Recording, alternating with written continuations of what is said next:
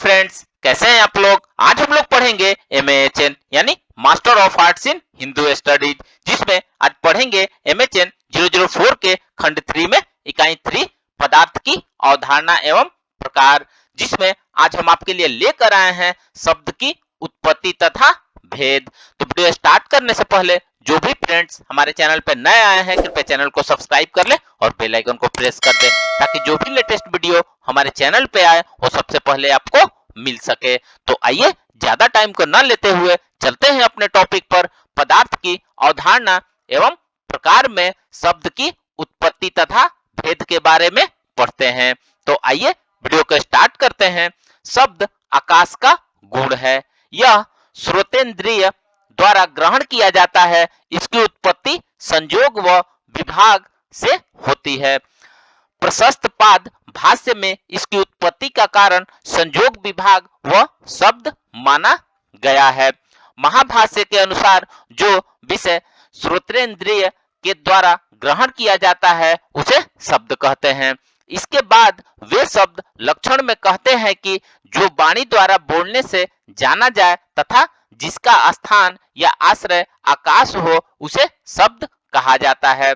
शब्द दो प्रकार का होता है, लक्षणात्मक शब्द तथा दूसरा ध्वनि लक्षणात्मक शब्द।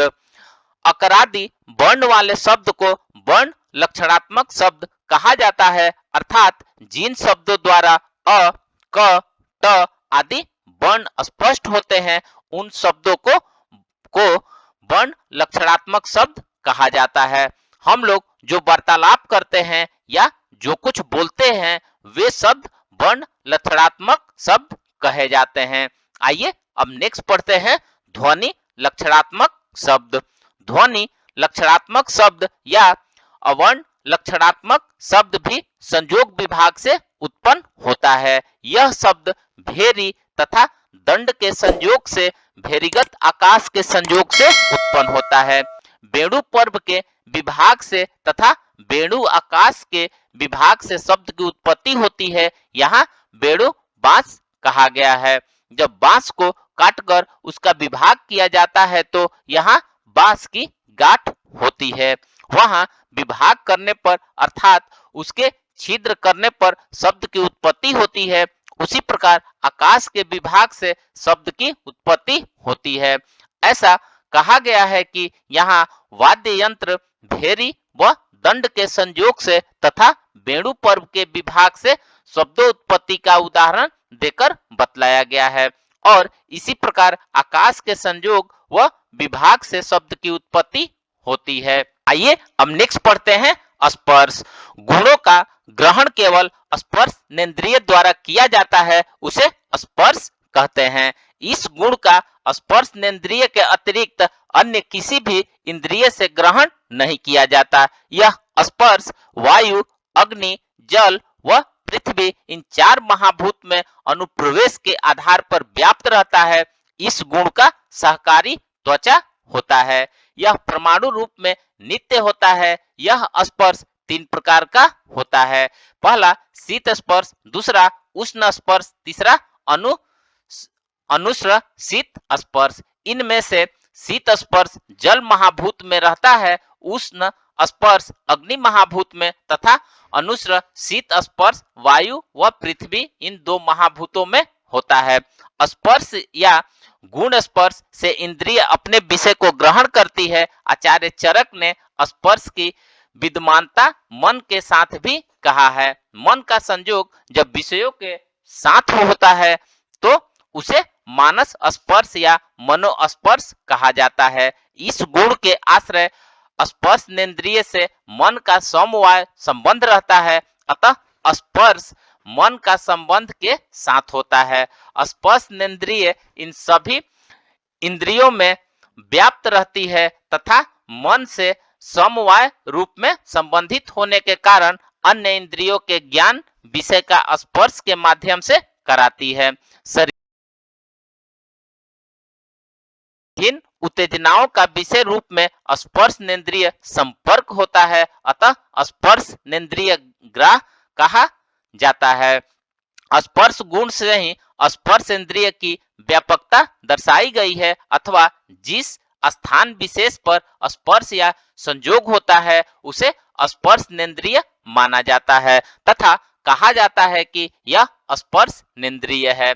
स्पर्शनेंद्रिय का तात्पर्य संपर्क स्थल या साइट ऑफ कॉन्टेक्ट समझना चाहिए तथा स्पर्श का तात्पर्य संपर्क या कनेक्ट से समझना चाहिए। यदि स्पर्शनेंद्रिय का अर्थ केवल स्किन ग्रहण किया जाए तो अन्य इंद्रियों में अव्याप्ति हो जाएगी, क्योंकि त्वचा के तो मात्र शरीर का बाह्यवरण है। यदि स्पर्श का अर्थ संपर्क और स्पर्शनेंद्रिय का अर्थ संपर्क स्थल ग्रहण किया जाता है तो इसका समाधान हो जाता है। जैसे घ्राणेन्द्रिय में यह संपर्क कला के माध्यम से व श्रवण इंद्रिय में यह द्वारा होता है। ये दोनों स्पर्शनेंद्रिय है तथा विषय का संयोग जहां भी उस इंद्रिय से होता है वह स्पर्श होता है। आइए अब नेक्स्ट पढ़ते हैं रूप निरूपण। चक्षुर इंद्रिय से ग्रहण किए जाने वाले विषय को रूप कहते हैं। रूप ग्रहण किसी अन्य इंद्रिय से नहीं होता है, केवल चक्षुर इंद्रिय से ही होता है। अतः इस आधार पर कपितः विद्वान रूप का लक्षण प्रस्तुत करते हुए कहते हैं कि चक्षुर इंद्रिय से भिन्न किसी अन्य इंद्रियों से प्रत्यक्ष न होने वाले, केवल चक्षु इंद्रिय से ही प्रत्यक्ष होने वाले विषय के रूप में कहा जाता है। इसमें गुण पद इसलिए लगाया गया है कि यहाँ रूप का तात्पर्य गुण से है। यह रूप पृथ्वी, जल व अग्नि इन तीनों महाभूतों में रहता है। इन महाभूतों में इसकी विद्यमानता अनुप्रवेश व उत्तरोत्तर प्रवेश विधि से होती है। यह रूप अग्नि महाभूत का अपना गुण होता है, तो उत्तर महाभूत होते हैं, अतः उनमें यह अनुवृष्टि होकर व्याप्त रहता है, अर्थात जिस द्रव्य में यह आश्रय में यह रहता है उस द्रव्यगत गुण, कर्म व जाति का उद्योतक होता है। इस रूप का ज्ञान नेत्र की सहायता से होता है। इस रूप में अनेक प्रकार के होते हैं तथा नील, लोहित, हरित, कपिश, चित्र आदि भेद रूप में अनेक भेद होते हैं। जल के परमाणुओं में यह नित्य होता है। जल और पृथ्वी के परमाणुओं में अग्नि संयोग का विरोधी है। सभी कार्य द्रव्यों में गुण कारण रूप में विद्यमान रहता है। गुण वाली रूपत्व जाति को वाले को रूप कहते हैं। जल तथा अग्नि में रहने वाला परमाणु का रूप नित्य होता है तथा पृथ्वी के परमाणुओं में रहने वाला रूप अनित्य होता है। आइए अब नेक्स्ट पढ़ते हैं रस निरूपण। रसनेंद्रिय से जिस गुण का ग्रहण किया जाता है उसे रस कहते हैं। इसकी निरुक्ति में कहा गया है कि जिसका रसनेंद्रिय द्वारा आस्वादन होता है उसे रस कहा जाता है। आचार्य चरक ने रस के लक्षण को रसनेंद्रिय विषय को रस कहा है। रस का यही लक्षण प्राय प्रचलित भी है। इसका द्रव्य अर्थात इसका आश्रय जल और पृथ्वी माना गया है और यह कहकर पृथ्वी और जल को रस का आश्रय स्वीकार किया गया है।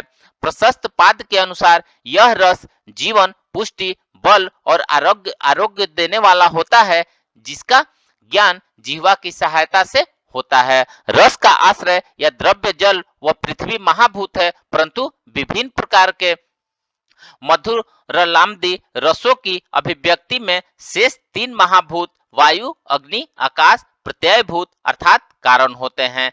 इन तीनों महाभूतों के कारण रसों में भिन्नता होती है। यहाँ चरकोक्त पंक्ति में तात्पर्य यह है कि विशेष पृथक करने वाले होते हैं। जो रसों का विशेष ज्ञान यानी पृथक पृथक अम्ल, कटु, तिक्त आदि का ज्ञान होता है, वह वायु, आकाश, अग्नि महाभूतों के संयोग के कारण होता है।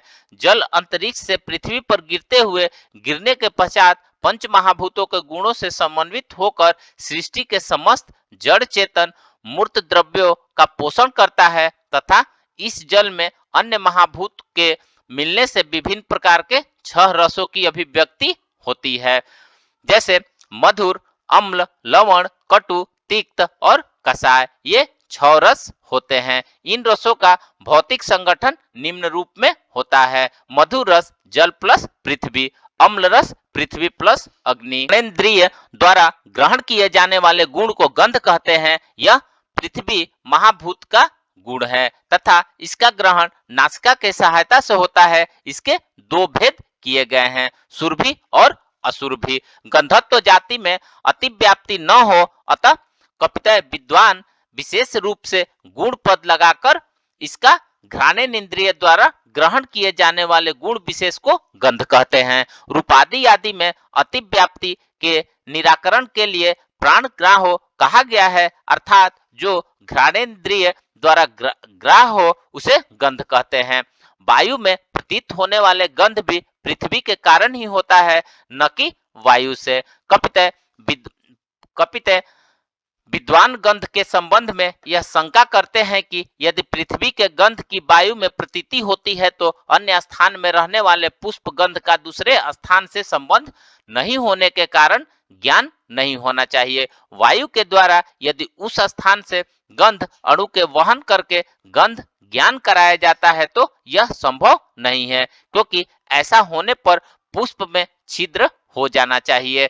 किंतु यहाँ गंध ज्ञान करने वाले के अदृष्ट की विशेषता कारण उन पदार्थों के पूर्वत त्रस रेणु आदि की उत्पत्ति होती है, अतः गंध का ज्ञान भी होता है तथा द्रव्य का हास भी नहीं होता है। तो फ्रेंड्स, इस प्रकार से आज हमने पदार्थ की अवधारणा एवं प्रकार में शब्द की उत्पत्ति तथा भेद के बारे में पढ़ा। तो मिलते हैं एक नए वीडियो के साथ में, तब तक हमारे चैनल पे बने रहिए। धन्यवाद।